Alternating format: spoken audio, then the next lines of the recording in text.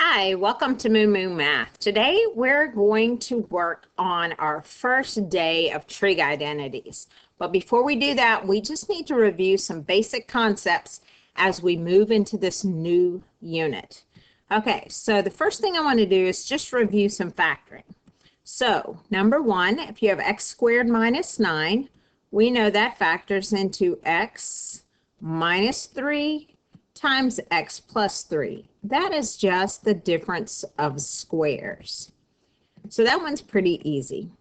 Okay, what if you have x plus 5 quantity squared minus 25? Well, that's actually just the difference of two squares also, where the x plus 5 is your first quantity. So to factor that, you would take x plus 5 all minus 5. And then another quantity, x plus 5, all plus 5. So the square root of x plus 5 squared is just x plus 5. Now what's nice about that one is it actually simplifies.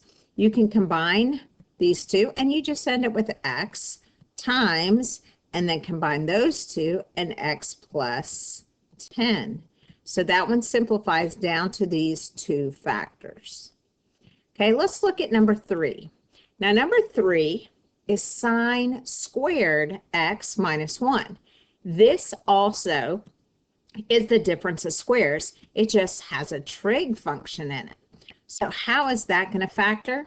That's going to factor, let me write this, number 3, into the quantity x, or sine of x, minus 1 times sine of x plus 1. So again, you can see that that's just the difference of two squares, but this first quantity is sine x. So hopefully you can see those concepts. Okay, let me clear the screen so we can do the other two on this page. Okay, now one of the things we need to do with trig functions is add them together when they have unlike denominators. So let's just review the algebraic concept. Okay, what you want to do to add two fractions, you have to get a common denominator. And our common denominator for 5 and 6 is 30. So I'm going to multiply 2/5 by 6 over 6, which is 1 in the form of 6/6. So that's going to give me 12 over 30, plus I'm going to multiply the second one by 5, and that's going to give me 5 over 5 is 1. It's going to give me 25/30ths, and then I'm going to add that together to get 37 over 30. So just a quick little review. How do you add two fractions with unlike denominators? You basically just multiply this left one, first fraction, by 6, the second one you multiply it by 5, and that's going to come in handy as we enter this unit with trig functions. You've also done adding rational expressions like this where you have variables. So not just numbers, but variables. So you will have to get, again, a common denominator, and the common denominator is x, and then the quantity 2x minus 1. So I'm going to multiply this 3 by my 2x minus 1, and top and bottom by the same factor, and then I'm going to multiply x by x. That's the other denominator. So I'm just multiplying to get a common denominator, and that gives me 6x minus 3 if I distribute this 3 in, plus x squared. Now, I just want to write it a little bit more neatly. So I'm going to write x squared plus 6x minus 3. And I'm looking at a trinomial. That trinomial will not factor. So there's nothing that will cancel. But remember, you always want to check and see if you can simplify factors. So there we go. So here's our final answer. X squared plus 6x minus 3 all over x times the quantity 2x minus 1. Now, we're not quite done reviewing. I want to go over some division, multiplication, and division of rational expressions. So in order to simplify these, what we need to do first is take this difference of cubes and factor it. Okay, difference of cubes has a factor, a pattern of factoring. A lot of teachers teach it as SOAP, where you've got the same sign, the opposite sign, and then the last sign being always positive. So same, opposite, always positive. You take the cube root of the first term, x minus, or a minus b, and then you square the first term, you square the last term, and then you multiply for the middle to get AB. So there is my factoring for my cube. Okay, and then I'm going to write that over the quantity a plus b. And again, that's a binomial. That is a quantity times. And then this is the difference of squares, which we know is a minus ba plus b. Just the difference of two squares. And then we have a trinomial on the bottom, and that trinomial does not factor. So I just have a squared plus ab plus b squared. Now, what's nice about these simplifying problems, I can now cancel out like terms. So this trinomial and this trinomial are actually the same. I can cancel those out because that equals 1. I have an a plus b and a quantity a plus b. They cancel. So I'm just left with a minus b and an a minus b, which is a minus b quantity squared. I have 2 of those. And there's my final answer. So we're going to be doing some similar things with trig functions. We're going to be simplifying these. Okay, now let's look at number 7. Okay, number 7, I'll do a little clearing here to get it so I can look at it. I've got a complex fraction. I have a fraction over a fraction. So to handle this, I'm going to take, I call this a double decker, like a huge hamburger. We want to unstack it. So I'm going to take y squared, or x squared minus y squared, all over 2. I'm dividing it by x minus y, all over 4. Well, in 6th grade, you learned that trick, keep, change, flip. So let's keep the first term, x squared minus y squared, all over 2 times, and I'm going to take the reciprocal, 4 over x minus y. So I'm rewriting it as a product. Now, which one of these factors? Actually, the numbers factor, because 4 is 2 times 2, but I'm just going to take this x squared minus y squared. I'm going to factor into x minus y, x plus y. So you can see it rather than rewriting all this just because of space. Okay, now we can see, oh, I have the quantity x minus y, x minus y. I can reduce 4 over 2. 2 goes into itself once, 2 goes into 4 twice. So what am I left with? I'm left with 2 times the quantity x plus y. So this whole complex fraction simplifies to just 2 times x plus y. And what did we do? We unstacked it, we did the keep, change, flip, and we simplified it to that expression. Okay, so there's the review part of the lesson. You just need to have all those skills to be able to go into this next unit, which is identities. So what does any of this have to do with trig? It has actually a lot, because we're going to be simplifying all these expressions, and we need to have our algebra skills sharp so we can do that. So let's go through first what identities you need to know today. So we're kind of going over the basics. We're going over reciprocal identities, quotient identities, and then Pythagorean identities. So there are 3 groups we're going to learn today. This is the first group, reciprocal identities. Okay, all of these you should already know. Sine is equal to 1 over cosecant. Therefore, cosecant is equal to 1 over sine. We know that sine is opposite over hypotenuse, and cosecant is hypotenuse over opposite, so they are reciprocal functions. Same with cosine. Cosine is a reciprocal function of secant. So cosine, its identity we could use as 1 over secant, and of course, secant is 1 over cosine, because we know cosine is adjacent over hypotenuse and secant is hypotenuse over adjacent. Tangent and cotangent are reciprocal functions. Tangent is opposite over adjacent. Cotangent is adjacent over opposite. So those two are two functions. Now you need to write all 6 of these down because we're working towards 17 identities today. Okay, the quotient identities or the ratio identities. Tangent is equal to sine over cosine. Just like we learned, the tangent in a unit circle is the y direction over the x direction. And we know the y direction is your sine value and your x direction is your cosine value.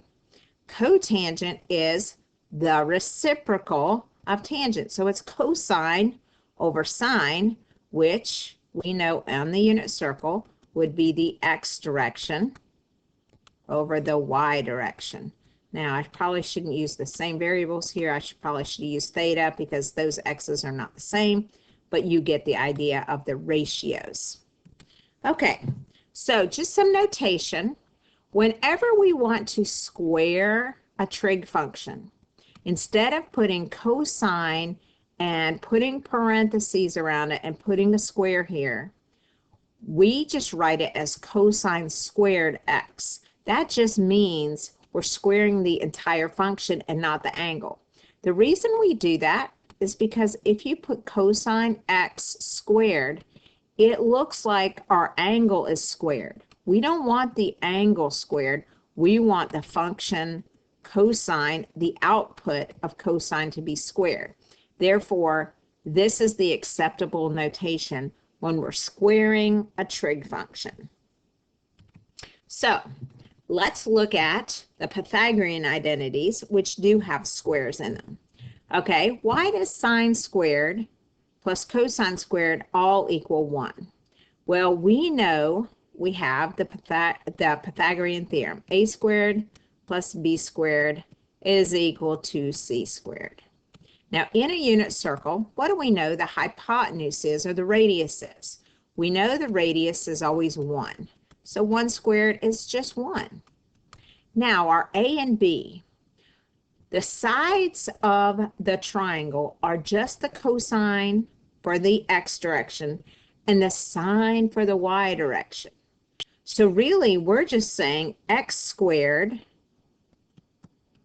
plus y squared is equal to the radius squared. Remember, the radius in a unit circle is 1. So we're just really saying cosine squared of theta plus the y part is sine squared theta is equal to 1. And that's where our very first identity comes from. It is called the Pythagorean identity. And it makes sense. So, for example, if this is 45 degrees, and we know that the sine, this position on the unit circle is root 2 over root 2, and another root 2 over 2. I'm just going to prove to you that this is true. Okay, I can take these two values, my x and my y, and I can get the sum of 1. So the square root of 2, which is my cosine, if I square that, and then I take the square root of 2 over 2, which is my sine, and I square that, what do I get?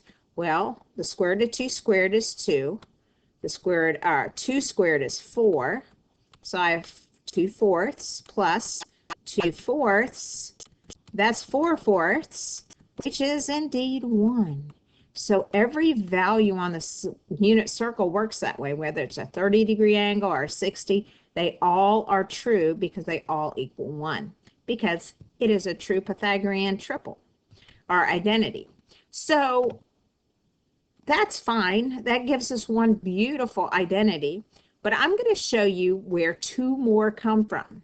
Okay, if I start off with sine squared plus cosine squared equals 1, or a lot of times it's written cosine first, cosine squared plus sine squared is equal to 1. It doesn't matter, it's a sum. What I can do is first take this Pythagorean identity and I'm going to divide it by sine squared. And if I divide each value, each term by sine squared, and I can do that because it's algebraically true, because the domain for sine is all real numbers. There's no undefined term for sine, the sine function. I'm going to get 1 plus, well, what do we know cosine squared over sine squared is? Well, cosine over sine is cotangent. So that's going to be cotangent squared x. Yes, cosine over sine is cotangent, and cosine squared over sine squared is also cotangent squared x. Now, that equals 1 over sine squared x. Well, that means this is equal to cosecant squared x. Whoops.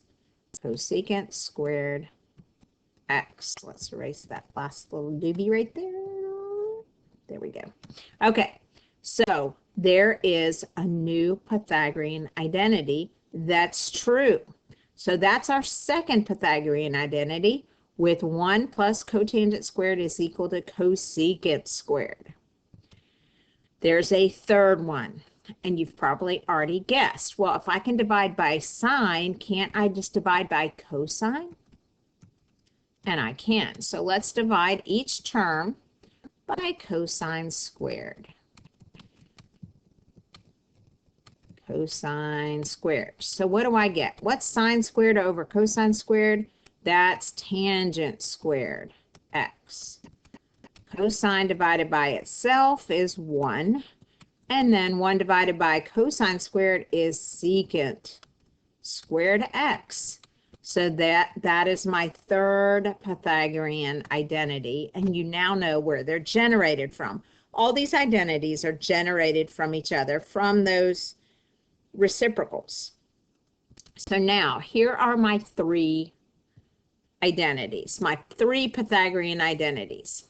But these 3 all have 3 forms. So this now creates 9 different forms. So we're going to write these out. Okay, here's the first form of sine squared plus cosine squared equals 1. If I solve for cosine squared, if I isolate cosine squared, I'm going to get 1 minus sine squared. That means as I'm working through these identities, if I have a cosine squared, I can replace it with 1 minus sine squared, as well as 1 over secant squared. Now, what if I want to isolate sine? So if I want to isolate sine squared, that's going to be 1 minus cosine squared x. So I now have 1, 2, 3 forms of the very first Pythagorean identity. So now let's look at the 3 forms of our tangent secant equation. Okay, we know where this is generated from. We get, whoops, this is the 4th one now. We get this one by dividing by cosine. So let's isolate tangent. So tangent squared x is equal to secant squared minus 1. And then we could also isolate 1 and get 1 is equal to secant squared x minus tangent squared x. Little trouble with my mouse right here. So that gives me 5 and 6. So they aren't new identities, they're just different forms of our trig identities. So now let's look at the 3 forms of the cotangent and secant one, cosecant one. So if we wanted to isolate cotangent, so this is number 7, this is number 8. If we want to isolate cotangent squared, we can say cotangent squared is equal to cosecant squared x minus 1. Or if we want to isolate 1, we can write that as cosecant squared x minus cotangent squared. Okay, so that gives us 9 more. So we have, let's go back and review what we have so far. Okay, we have all of our 6 reciprocal functions, sine, cosine, cosecant, cosine, secant, and tangent, cotangent. Then we have the quotient ratios, the identities of sine over cosine and cosine over sine for cotangent and tangent. And then we have all the Pythagorean identities in all their different forms. So we now have 9 of these. So that gives us 17 different identities to work with. Now, what are we going to do with these identities? We're going to do proofs. So these sound a little scary, but once you get going, they're not bad at all. So let's practice a couple proofs. So we're going to start off with cotangent x times secant x, and we're going to prove that that equals cosecant x. Now, what the idea is behind a proof is we are only going to work with one side. So I typically choose, and I'm just going to kind of draw a little zigzag line here. I'm going to choose to work this left side. I'm going to keep the right side, that cosecant, nice and it's simple. So I'm going to keep it simple, and I'm going to try to work this left side to equal the right side. So the rule of thumb for a proof is you only work with one side at a time. So let's start off with cotangent x and secant x. I'm going to use my quotient rule for cotangent because I want to get this in terms of sines and cosines. So cotangent x is the same thing as cosine x over sine x. So I'm just going to rewrite replacing it with one of my trig identities. Now, what do we know secant is? Secant is 1 over cosine. So I'm going to put 1 over cosine in. Now, our algebra skills are going to take over. And when you're multiplying 2 terms together, and you have the same factor or the same term, I can cancel those out. So what am I left with? 1 over sine x. Well, that's what we're left with, but what do we know 1 over sine x is equal to? 1 over sine x is equal to cosecant x. That's a reciprocal function. Well, isn't that what we're working towards? Cosecant x. So we're finished with the first proof. Now, the trick is a lot of people want to stop right here and just set it equal to cosecant x and be done. You cannot do that. You need to get the left side equal to the right side before you actually complete your proof. So once we get to here, then I always give myself a check because I do have both sides that are equal to each other. So let's try a second one. Let's try to prove tangent of x over sine of x is equal to secant of x. Okay, again, I'm going to try to rewrite tangent in terms of sines and cosines. So tangent is equal to sine of x over cosine of x. Now, my denominator, which is sine x, it's already in terms of sines and cosines, so I'm going to keep it as divided by sine x. Remember, we're not touching the right. Now, what do I do with a complex fraction? Well, we reviewed that at the beginning of class. We rewrite it as cosine or sine x over cosine x divided by sine x. Now I do my keep change flip, right? Sine x over cosine of x times 1 over sine x. Now, algebra skills come into play here. You're going to cancel out your sines. So what are we left with? 1 over cosine of x. Okay, what are we working towards? We're working towards secant. Well, we're pretty much there.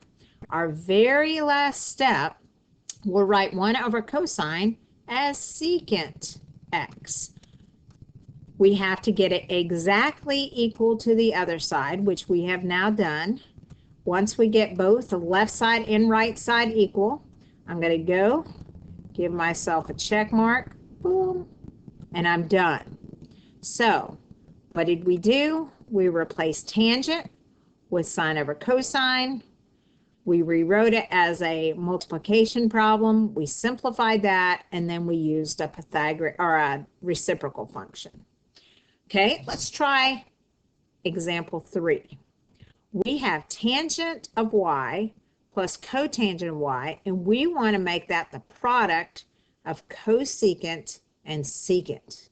So this one's a little bit trickier because we're adding two trig functions together to then get a product. So I'm going to show you a little strategy when you have a problem like this. If you have a sum on the left side and a product on the right, what you want to do is you want to get these two kind of talking to each other. So we're going to change these to sines and cosines, because that's kind of the universal language of trig functions, everything in terms of sines and cosines. So tangent y, I'm going to write as sine y over cosine y. And I'm going to add to it a cosine y over a sine y. So all I've done is rewrite these. Okay, bring down my equal sign. I need to add two fractions. Well, what did we do in the warm-up? We got a common denominator. So our common denominator is cosine y times sine y. So that means I need to multiply this first one by sine y over sine y. And I need to multiply the second one by cosine y cosine y. So what do we get? We get a sine squared y plus a cosine squared y. Because sine times sine is sine squared. Cosine times cosine is cosine squared.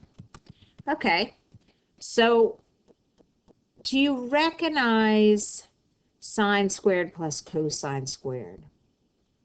I hope you recognize that as our Pythagorean identity. Cosine squared plus sine squared, or sine squared plus cosine squared, doesn't that all equal 1? So I can replace that with 1. So that's going to become 1 over cosine y times sine y. Well, this is now a product. Isn't that what we were working towards on the right side?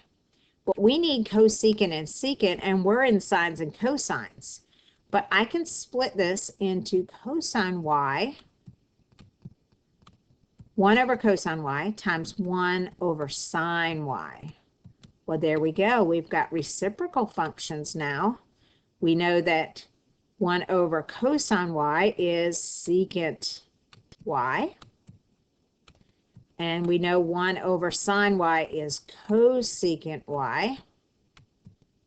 And yes, we're there, but no, we're not. We need the order switched. So let's just change this order using the commutative property and write that as cosecant y times secant y is equal to the exact same thing on the right, cosecant y times secant y. And boom, we're done. So let me grab my check mark. I like to see check marks just to know that you got down to the left side actually equaling exactly the right side. So those are the first 3.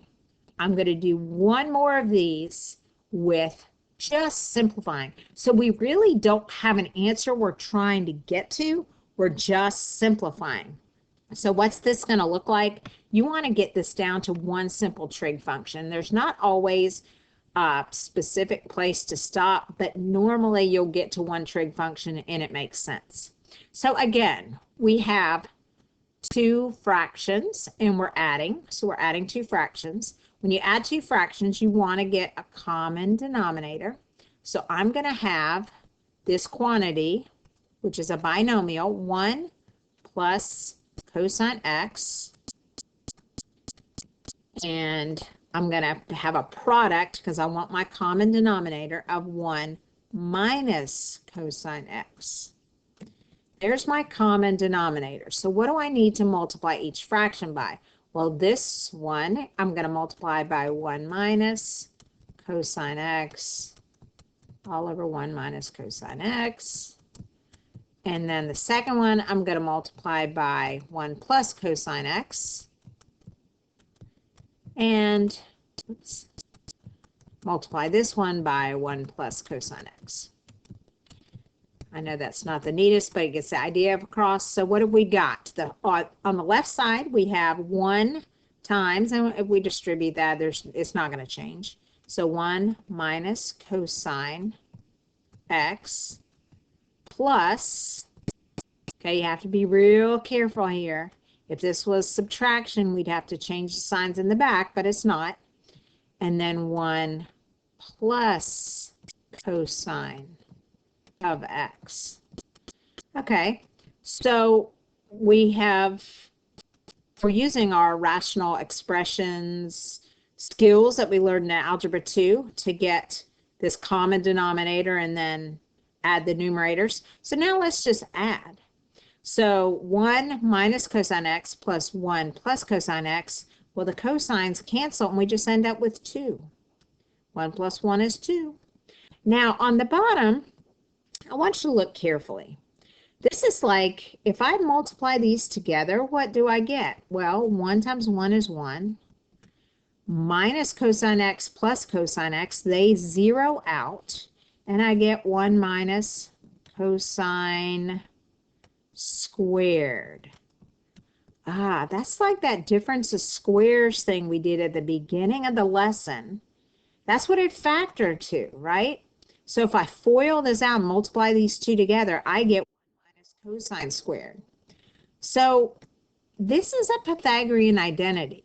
Let's go back a few slides and look at those Pythagorean identities. Isn't it this one right here? 1 minus cosine squared is equal to sine squared. So I can use that identity to then simplify this one.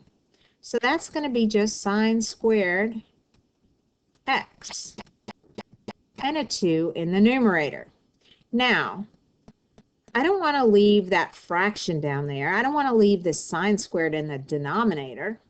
So what do we know 1 over sine squared is equal to? Well, that's just a reciprocal identity. That's going to be 2 times cosecant squared x. So how do you know when to stop? You stop when you can, as far as you can get, you don't want any trig functions in the denominator. And then you want to simplify it down to one trig function if at all possible. And in this case, we got to cosecant. So there's our final answer on this simplifying problem. So what are we doing from here? We're going to work on worksheet 1. You need to make sure you're updating your foldable because we now have 17 identities. So I hope you know what those are. I'll post a list on the blog too, but it's the reciprocal functions, the quotient identities, and then the 9 forms of your Pythagorean. So hope this video is helpful, and let's get to work on identities.